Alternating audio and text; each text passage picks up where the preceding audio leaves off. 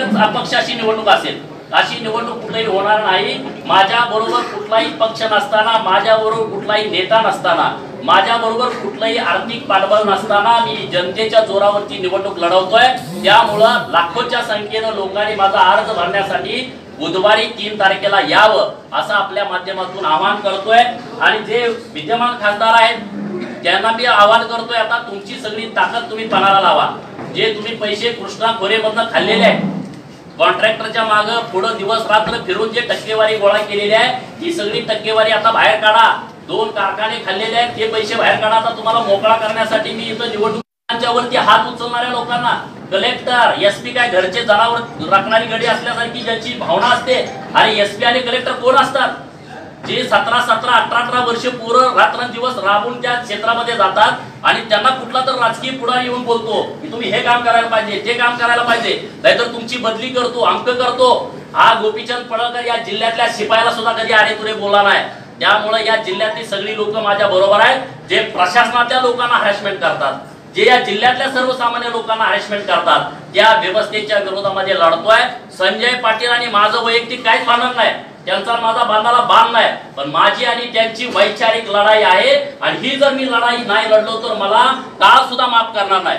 प्रत्येकाने यायचं, नाट्यस व्हायचं, प्रत्येकाने यायचं, पाया पडायचं, हा धंदा गोपीचंद पडळकर करणार नाही। जर मी सुद्धा त्यांच्या पायात मला जाता आलं असतं, मला सुद्धा भाजपला जाऊन पद घेता आलं असतं, पण या जिल्ह्यातल्या जनतेनं मला माफ केलं नसतं। म्हणून फक्त आणि फक्त जिल्ह्यातल्या जनतेसाठी मी निवडणूक लढवतोय।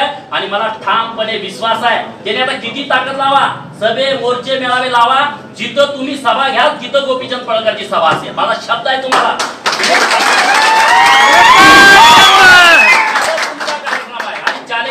त्यांनी मला गोपीचंद इथं माझी सभा आहे, ही मी ताकद लावतोय, हे सगळे वर्ण पैसे आहेत, सगळे गाड्याला पैसे द्या, मी फुकट सभा घेतो तिथं। लोक माझ्या बरोबर आहेत, लोकांनी वर्गणी काढायला चालू केलाय।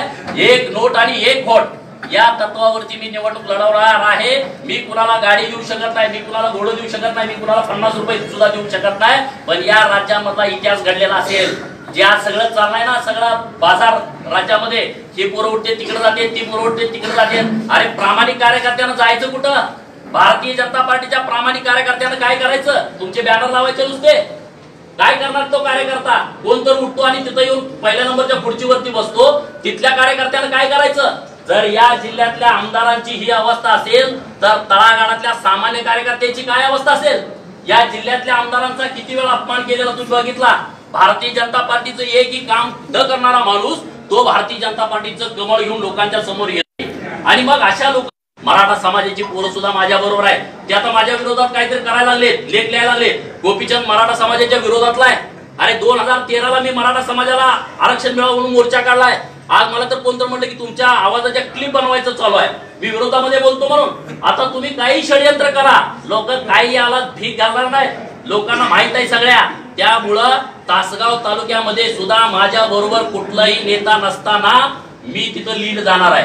नुसती पेपरला बातमी की मुख्यमंत्री महोदयांनी मला बोलावलंय की तुम्ही तिकडे जाऊ नका, आणि आज ह्यांना तिकीट मिळाले, ह्यांना 4 माणसं मागं नाही फटाकडे उडवायला। 14 लोकांनी माळ लावली, भाजपचं तिकीट मिळालं म्हणून 14 लोकांनी माळ लावली तासगाव मध्ये। हा तुमचा जल्लोष आम्ही काम करत होतो 2014ला, म्हणून तुमची लायकी वाढली होती। तुमची लायकी काय आहे? आता जनता दाखवत तुमची लायकी। मी बिना पक्षाचा उभा आहे, हे गोपीचंद पडळकरचं धाडस आहे। आज तुमची राज्यात आणि देशात सत्ता आहे, आणि मग तुम्ही धाडस करणं गैर काय? मग का तुमच्या तोंडात राळा वाढले? का तुम्ही आमदारांच्या पाया पडताय? तुम्ही स्वामी गोपीचंद पडळकर मुळे तुम्ही सुधीर गाडगेंच्या दारात 2 तास बसला, तुम्ही सुरेश भाऊ खाडेंसारख्या आमदारांच्या दारात 2 तास बसला, नाहीतर तुम्ही तिथं स्टेजवरनं सुरेश भाऊ खाडेंना धमकी देता कोण ते मागासवर्गीय आहेत म्हणून। शिवाजीराव नाईकांचं मंत्रीपद घालवलं का? मराठाचा नेता आहे, तो जर पालकमंत्री झाला तर मला डिमांड डाऊन होईल। हे सगळे जे विषय आहेत ते जिल्ह्याला मागे नेणारे विषय आहेत, जिल्ह्याचा अपमान करणारे विषय आहेत। 3-3, 4-4 मंत्री या राज्यामध्ये असणारा जिल्हा आज एकही मंत्री जिल्ह्यामध्ये नाही, याचं कारण फक्त आणि फक्त संजय पाटील आहे।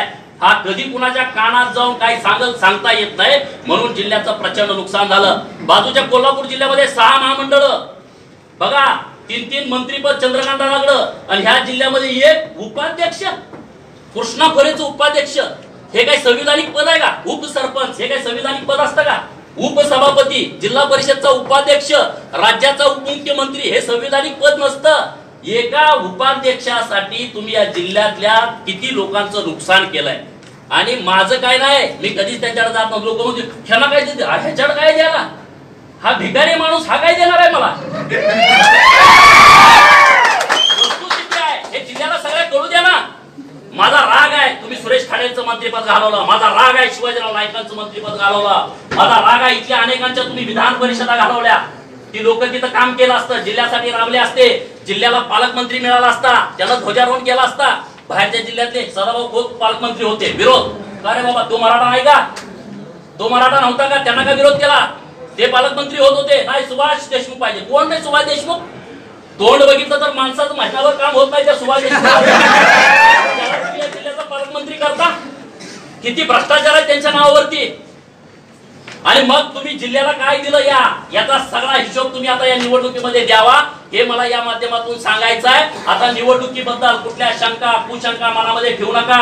ही निवडणूक अपक्ष मी लढवतोय आणि बुधवारी 3 तारखेला तुम्ही ताकदीनं या, सांगलीमध्ये या.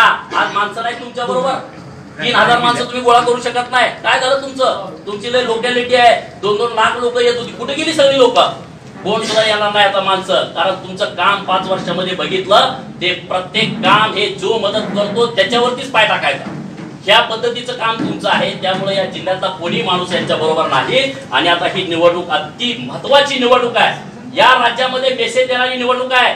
गोरगरिबाची पोरं निवडणूक लढवायला परत तयार होणार नाहीत.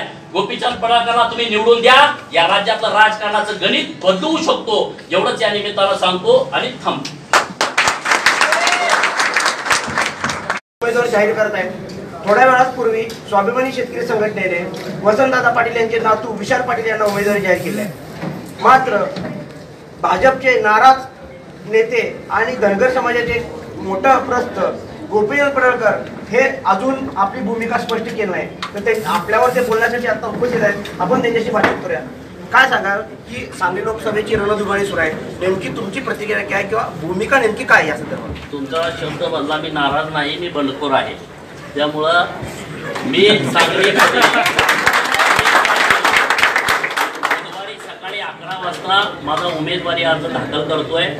सांगली जिल्ह्यातल्या लोकांच्या मध्ये मी गेल्या 2-3 महिन्यापासून गाव टू गाव सगळी माहिती घेतलेली आहे आणि लोकांची धारणा एवढीच आहे की माझ्यासारख्या कार्यकर्त्यांनी निवडणूक लढवायला पाहिजे.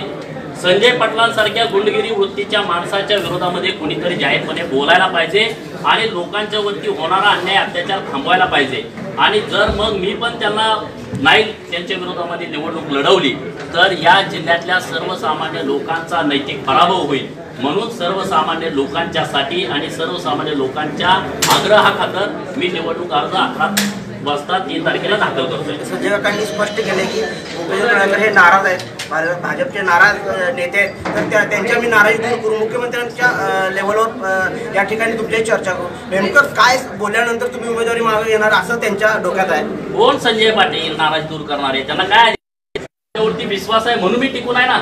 मी पण असाच कुठं जर काहीतरी ऍडजस्ट व्हायला लागलो तर लोक या लोकशाहीवरती विश्वास ठेवणार नाही.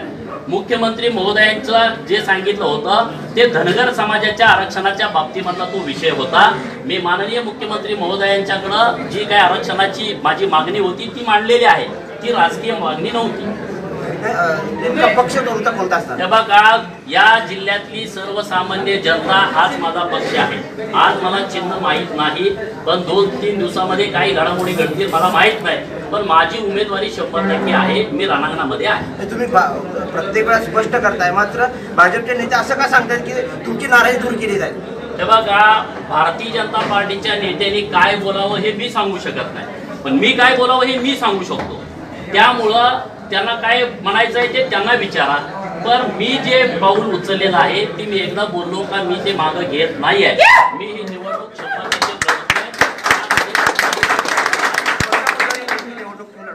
या जिल्ह्यामध्ये अनेक प्रश्न आहेत. या जिल्ह्यामध्ये 4 तालुके कृष्णाकाठचे आहेत, तर बाकीचे 4-5 तालुके हे दुष्काळी पट्ट्यातले आहेत.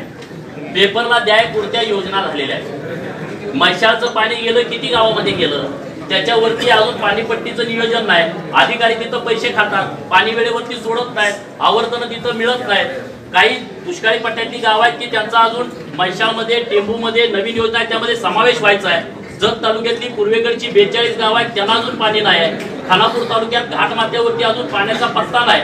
म्हणजे असे अनेक प्रश्न आहेत जिल्ह्यामध्ये. युवकांच्या बाबतीमध्ये बेरोजगारीचा विषय फार महत्वाचा आहे. इथं काही कॉलेज आहेत, वलचल सारखं कॉलेज ह्या माणसानं प्रचंड बदनाम करून टाकलं. म्हणजे एक चांगली नावाजलेली संस्था होती ती संस्था सुद्धा यांनी बदनाम करून टाकली. गावागावामध्ये समाज मंदिरं बांधण्यापेक्षा, देवळं बांधण्यापेक्षा तिथं लायब्ररी बांधायला पाहिजे असा माझा विचार आहे. मला लोकसभेमध्ये पाठवून दिलं तर या जिल्ह्यातल्या प्रत्येक गावामध्ये एक अद्ययावत लायब्ररी असेल की पोरग तिथं जाऊन काहीतरी वाचल आणि काहीतरी अधिकारी होईल, तलाठी होईल, किमान तरी किमान क्लास 1 अधिकारी होईल. अशा पद्धतीचं नियोजन करायचं आहे. लोकसभेमध्ये जाणारा खासदार म्हणजे त्यानं लग्न करावं, त्यानं माती करावं, कुणाचा वाढदिवस करावा, कुठंतरी काहीतरी मारामाऱ्या कराव्या, कुठंतरी दगड घालावी यासाठी नाही निवडणूक. लोकसभा ही कायदे करणारं ठिकाण आहे. आणि मग तिथं तुम्ही कायद्यावरती काय बोलता, देशाचं हित काय मांडता, कन्याकुमारी पासून काश्मीर पर्यंत तुम्ही मुद्दे मांडायला पाहिजेत. सांगली हा विषय आपला जरी लोकसभेचा मतदारसंघ असला तर लोकसभेच्या सदस्यानं या देशातल्या प्रत्येक विषयावरती बोलायला पाहिजे.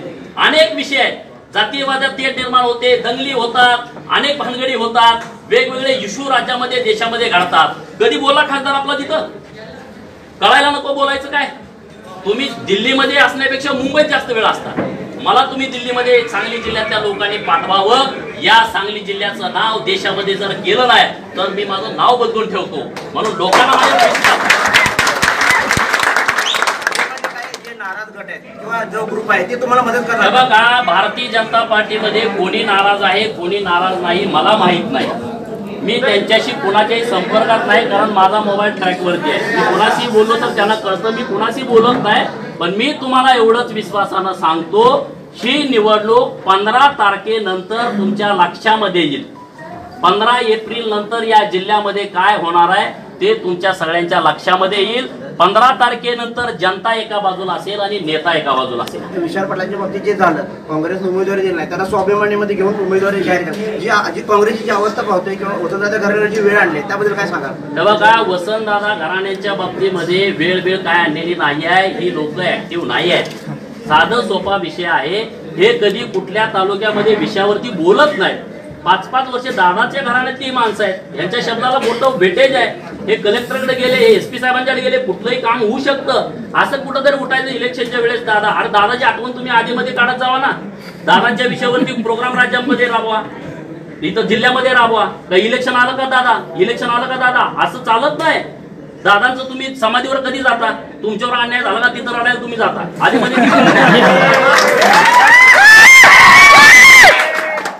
पुतळा चौकामध्ये किती वेळा जाऊन तुम्ही बघितला तिथं. साधे सोपे विषय आहेत ना या जिल्ह्यातले. दादांचा आम्ही रिस्पेक्ट करतो, दादांचा आम्ही आदर करतो. बरं, ते दादाच्या रक्ताचे वारसदार आहेत, पण हा गोपीचंद पळकर वसंतदादाच्या विचाराचा वारसदार आहे. स्पष्ट केलंय की ही निवडणूक पूर्ण ताकदीनिशी या ठिकाणी लढवणार आहे. त्यामुळं ही दुरंगी लढत होणार, तिरंगी लढत होणार आहे. त्यामुळे